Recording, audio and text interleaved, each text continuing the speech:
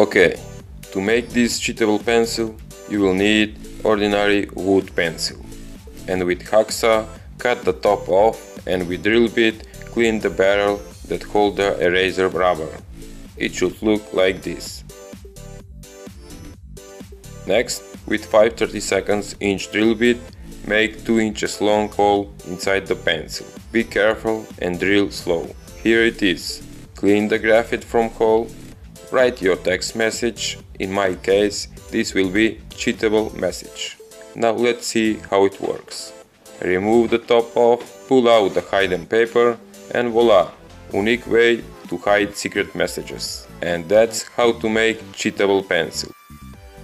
As always, I upload new videos every 4 days, so subscribe and visit my channel page.